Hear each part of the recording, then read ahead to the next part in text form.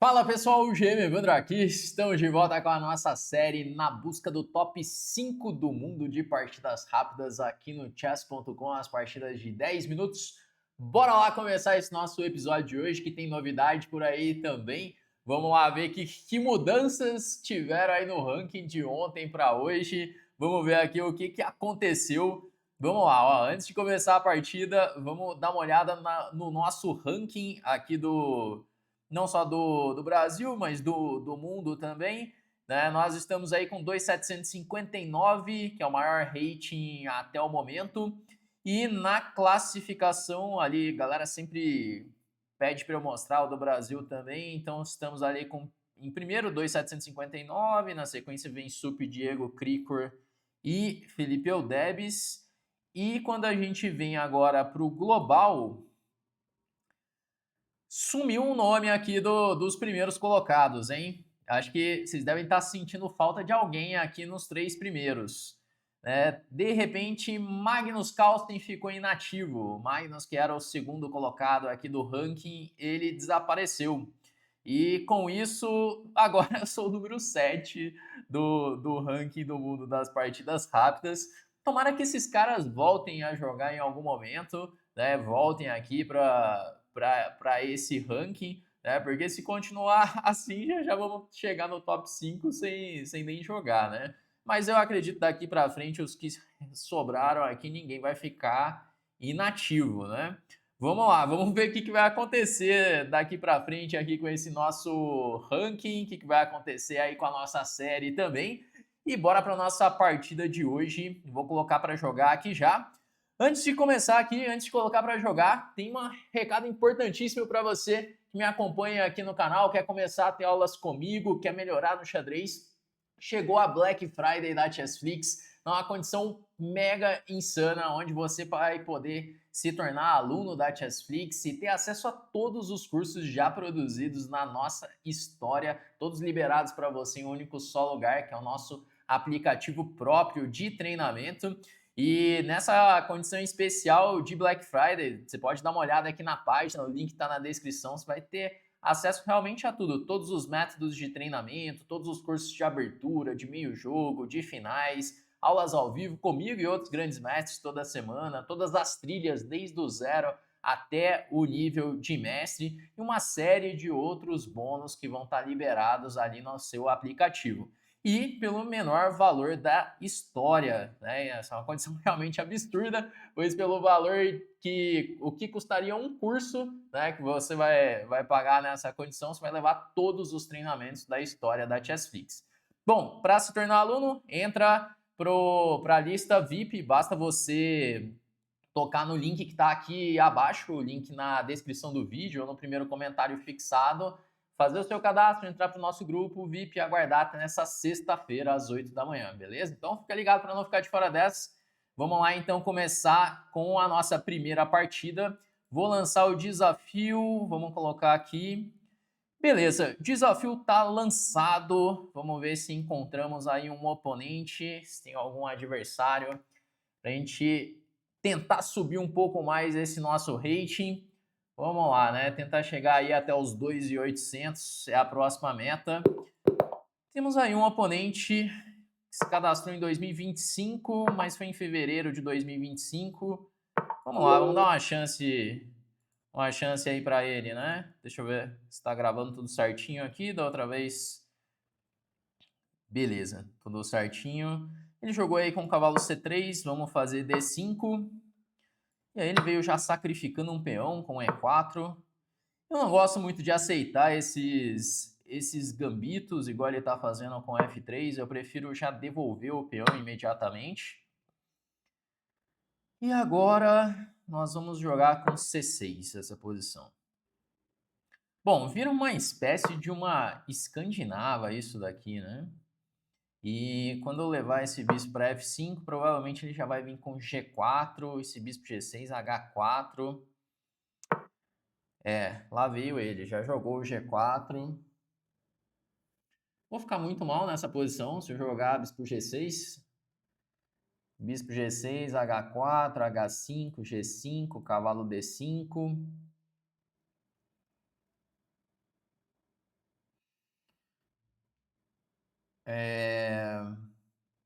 Vamos lá, vou jogar bispo G6. Não sei ao certo se eu vou ficar muito mal nessa posição. Mas pode acontecer que eu fique mal aí depois desse H4. Eu quero ver aqui se tá saindo certinho o som. Ah, tá saindo o som das peças também. Vamos lá, ele fez cavalo de G E2, que ele quer trazer esse cavalo para F4. Por exemplo, se eu jogar com E6 agora, H4, H5, ele tem cavalo F4 já. Tô com uma sensação meio ruim dessa minha posição. Não tô gostando muito de como as coisas estão se desenrolando. E é uma partida perigosíssima, né? Porque se eu perco 15. Se eu ganho 1 aqui. Se eu jogar um lance tipo cavalo D5, cavalo por, peão por, bispo cheque, cavalo C6, CH4, H6, cavalo F4. Cara, tá bem perigoso isso aqui, hein? Eu vou fazer esse lance cavalo D5. Agora peão toma. Quando cheque, cavalo C6. Bom, agora eu ameacei um dama 5 cheque ganhando esse bispo. Não é bem ganhando o bispo, né?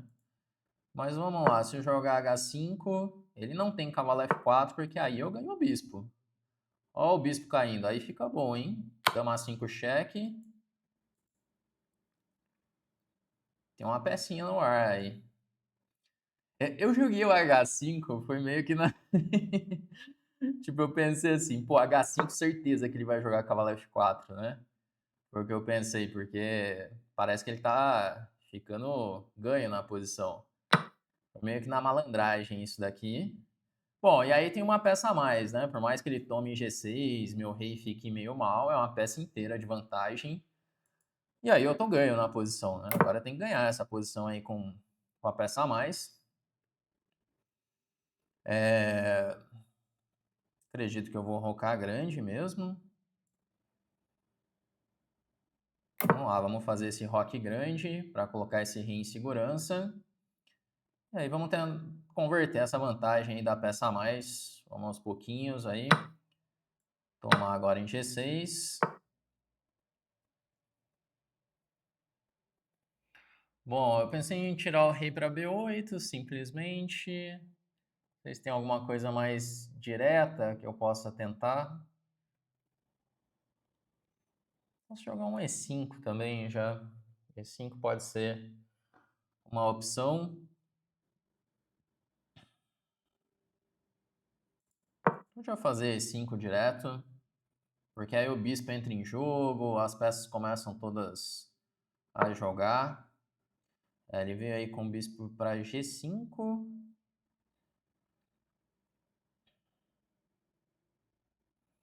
Pensando em jogar um torre D7 mesmo. Tomar um cuidado para não fazer besteira aqui, né? Perder com peça a mais ia ser... Eu não ficaria muito feliz com isso, né? Por G5. Hum.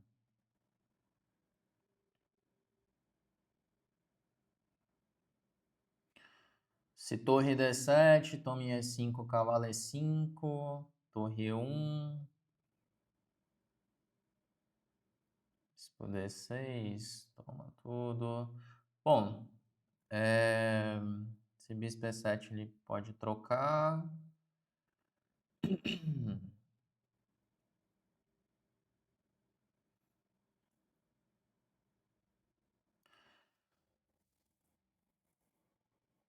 Vamos lá, eu vou jogar torre E8. Parar de ficar enrolando aqui. E vamos pensar um jeito de usar essa peça a mais, sem fazer besteiras pela frente. Bom, aqui bispo D6, desenvolveu o bispo.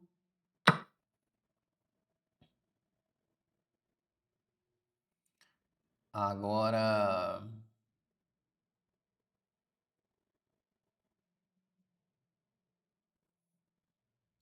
Torre por E5, eu tomo E5, bispo toma, troca as damas. E aí vamos ganhar esse final, né? Vamos lá, jogar a torre por E5.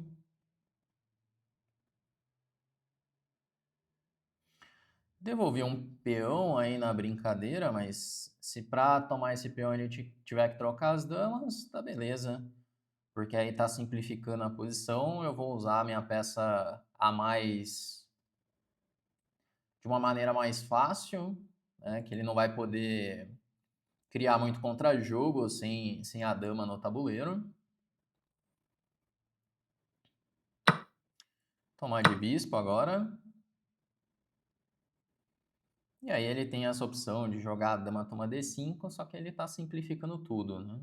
Então, se ele quer criar ainda algum tipo de complicação, o ideal é que ele tente manter as damas no tabuleiro. Fazer um lance como dama C2, por exemplo, para tomar em G6. Daí ele pode ainda ter alguma esperança, né? Agora, quando ele simplifica a posição, por mais que ele ganhe um peão, ele está me ajudando. Ele joga a torre por D5, mas agora tá tudo muito bem defendido. Eu vou jogar aqui um torre F8, pressionando o peão de F3. Se ele jogar torre D3, eu posso pensar até em dar um cheque para simplificar mais. Que aí bispo toma, torre toma. Por exemplo, aqui vamos tomar em H5. Ó, e daí ele está querendo dar aquela simplificada, né?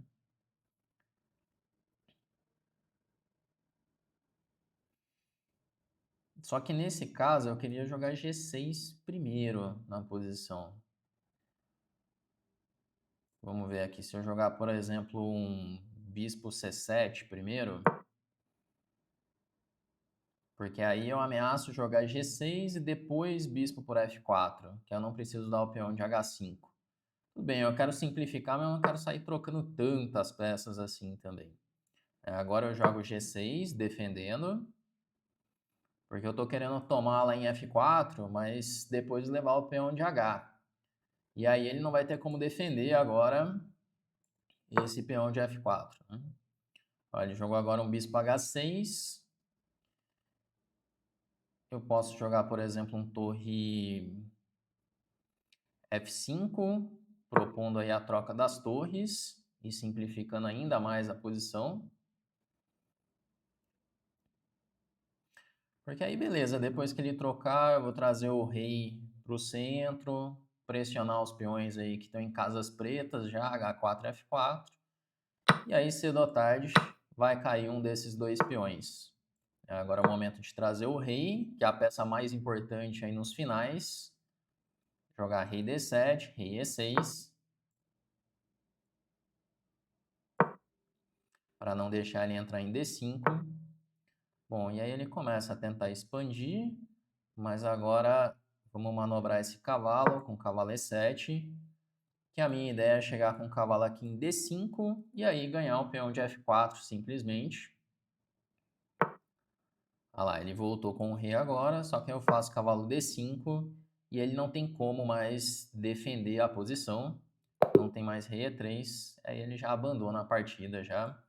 Bom, vamos lá, vamos fazer a revisão dessa partida. Ela acabou sendo uma partida mais curta, mas eu acredito que eu poderia ter ficado bem mal nessa partida, para falar a verdade. Vamos fazer aqui a revisão. Porque tá aí uma posição que eu nunca parei para ver direito, assim. Eu sempre vou jogando meio no improviso contra esse gambito. Bom, vamos lá, ó. Primeiro vendo aqui a precisão da partida, não foi a mais precisa aí do meu adversário. Ainda assim, o computador deu aqui 82,7 de precisão para ele. Ele deu 90,3 para mim. Ele começou aí jogando um peão dama, eu fiz cavalo F6, aí veio o cavalo C3, ele quer jogar E4, essa aqui é uma abertura chamada abertura Verezov. Eu faço D5 para impedir o E4 dele. E agora ele faz E4, sacrificando um peão, já jogando esse gambito. O Stockfish já fala que interroga direto, mas tem quem joga isso. Peão toma F3, olha lá, ele acha que é teórica a posição, e aí ele fala que devolver é um erro já. É que o computador ele sempre vai tomar esses gambitos, ele toma em F3, o Stockfish ele não acredita em nada, né? Ele vai tomar e não tem medo de nada nessa posição. Eu sei que o mais correto é tomar mesmo, só que isso aqui às vezes dá um jogo muito fácil pro adversário. Aqui é bispo F5, lance, e E6? É, bispo F5 direto, né? Porque imagina, se não joga bispo F5, joga com E6, ele vai jogar um lance como um bispo D3, digamos bispo E7, roque. Pô, ele tá todo desenvolvido já na posição, né? Abriu a coluna F, tá desenvolvendo agora o bispo para G5, trazendo a torre para D1. É um jogo muito fácil pro jogador de brancas. Ele só teve que sacrificar um peão para fazer isso. Então, por isso que geralmente eu evito aceitar esses gambitos. Mas nesse caso específico, pelo jeito tem que aceitar mesmo. Mas é uma posição que eu tenho que estudar para entender melhor como neutralizar esse melhor desenvolvimento das brancas. Eu acabo jogando esse lance aqui meio que na preguiça, porque aí o peão em F3 ele acaba atrapalhando o desenvolvimento do cavalo para a casa natural F3. Então, em algum momento ele tem ou que jogar o cavalo para E2 ou tem que jogar um cavalo, um F4 e cavalo F3. Mas a verdade é que não é boa essa posição, né? Porque vira uma espécie de uma escandinava. Então, uma escandinava você sabe que não vai ser bom, né?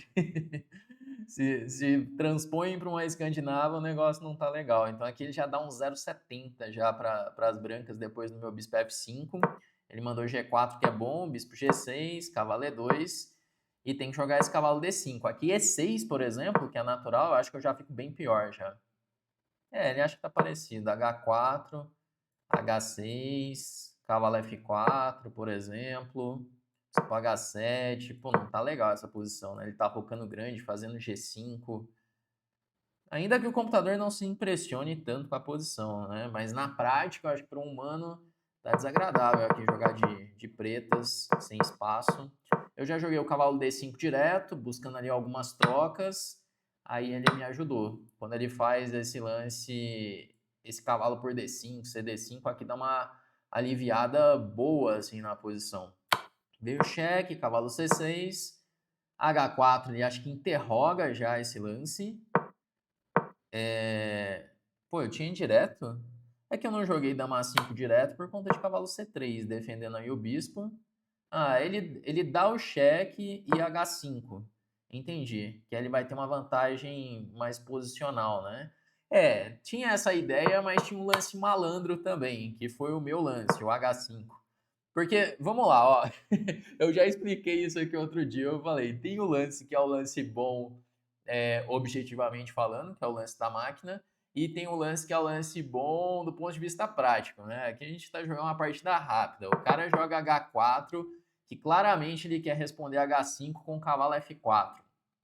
Se eu dou o dama 5 cheque, beleza, eu tô numa posição boa e ele não tem mais o cavalo F4. Mas se eu jogo rápido aqui o H5, olha só, ele levou o quê? 3 segundos para responder cavalo F4.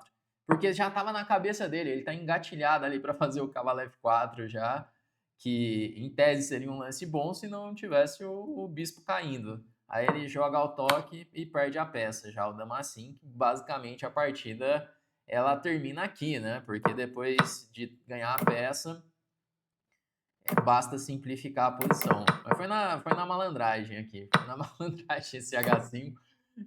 Eu tinha aí pelo menos 50% de chance dele jogar esse cavalo F4, né?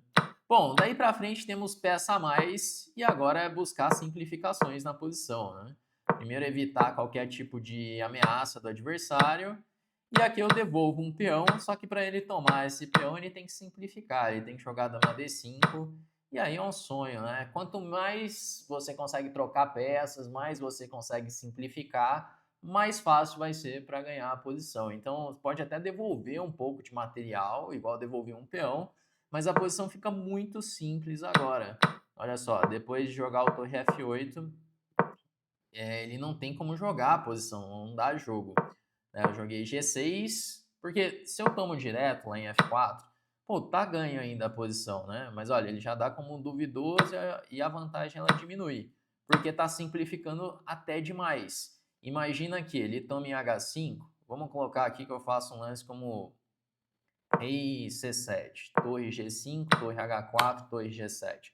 Só dando um exemplo que a posição simplifica demais e agora sobrou 3 peões contra 2, eu tenho um cavalo a mais. Tá ganho? Tá ganho. Só que agora ele vai criar uma resistência maior, porque até eu conseguir criar um ponto fraco na posição dele, conseguir derrubar essa posição, não vai ser fácil. Né? Então, por isso que tem que tomar o mínimo de cuidado, mesmo com uma peça a mais. Né? Quem aí nunca foi enrolado com uma peça a mais? Né? Então, tem que tomar esse cuidado para não dar chance para o adversário. Por isso que eu voltei o bispo, preparei primeiro, e depois fui lá para ganhar o peão de F4, mas agora uma posição onde ele não tem contra-jogo. Então, a dica aqui, quando você tem material a mais, não seja precipitado. Você pode ir aos pouquinhos, melhorando a posição para não dar chance para o seu oponente, certo? Bom, vamos lá então. Com isso ganhamos um pontinho nessa brincadeira. Chegamos aí no rating de 2.760, que é o rating mais alto até aqui. E estamos lá em 7º colocado no ranking do mundo aí de partidas rápidas no chess.com. Vamos ver se conseguimos aproximar mais aí do 6º colocado. Vamos ter que chegar em 2.800, não vai ter jeito. Vamos ver o que acontece aí nos próximos episódios da série. Mas então é isso, galera. Vamos chegando ao final desse nosso vídeo de hoje. Se você gostou, deixa aquele like aqui no vídeo. Se você ainda não é inscrito do canal, já aproveita para se inscrever. Todos os dias tem vídeos novos por aqui. Vamos encerrando e até a próxima.